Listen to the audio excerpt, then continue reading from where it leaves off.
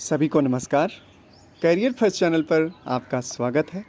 Matter लिखने के लिए तैयार रहें। Ready start. महोदय, दलित उभार या दलित चेतना के अलावा उभरते हुए नए समाज की एक अन्य प्रेरक शक्ति है नारी जागरण।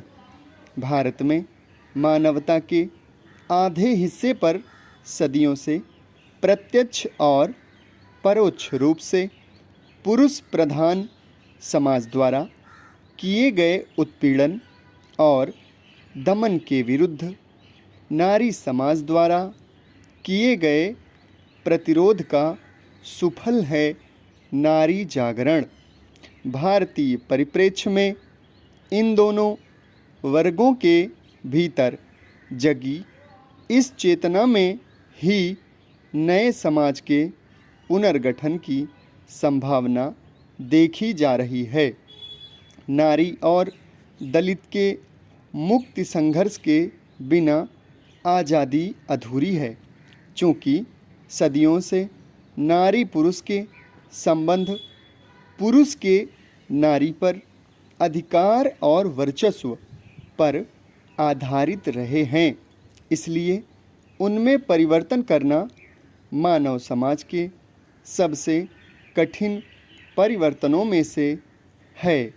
यही नहीं, नारी मुक्ति की लहर को रोकने के लिए रूढ़िवादी परंपरा और मानसिकता को देश की मुख्य धारा के रूप में प्रस्तुत करने और नई चेतना को कमज़ोर करने के अभियान की लगातार जोर पकड़ रहे हैं। इसलिए काफ़ी हद तक आने वाले दिनों में नारी मुक्ति के प्रश्न का उत्तर ही भारत की दिशा और उभरते भारतीय समाज का चरित्र तय करेगा, इसमें संदेह नहीं। वास्तव में आज़ादी के बाद सामाजिक परिवर्तन की दिशा में जिन महत्वपूर्ण परिवर्तनों की दरकार थी, वह सिर्फ सत्ता और राजनीति द्वारा ही संभव नहीं थी, बल्कि उसके लिए इनके बाहर जाकर भी कुछ काम होना था, जो दुर्भाग्य से नहीं हो सका। सांप्रदायिकता, जातीयता और यहाँ तक कि आर्थिक और सामाजिक भ्रष्टाचार के खिलाफ लड़ाई लगातार समझौतावादी होती चली गई।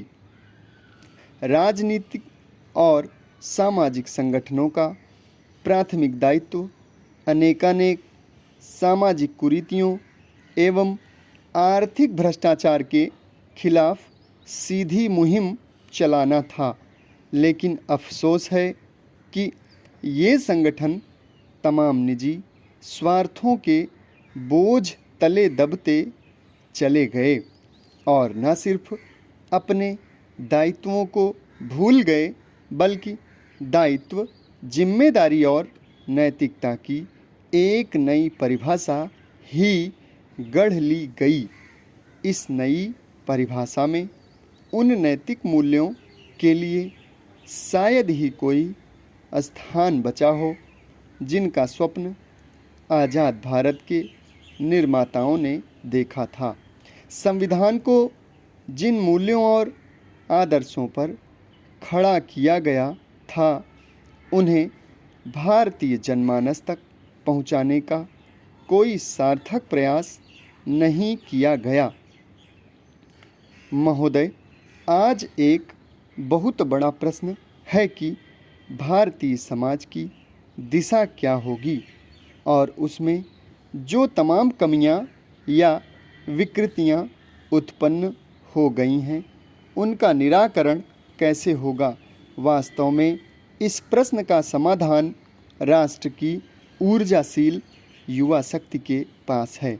उसे तय करना है कि वह नवजागरण और सामाजिक परिवर्तन की प्रेरक शक्ति बनेगी या फिर पुनरुत्थानवाद और उग्र राष्ट्रवाद की सहायक बनकर परिवर्तन का विरोध करेगी। समाप्त। धन्यवाद।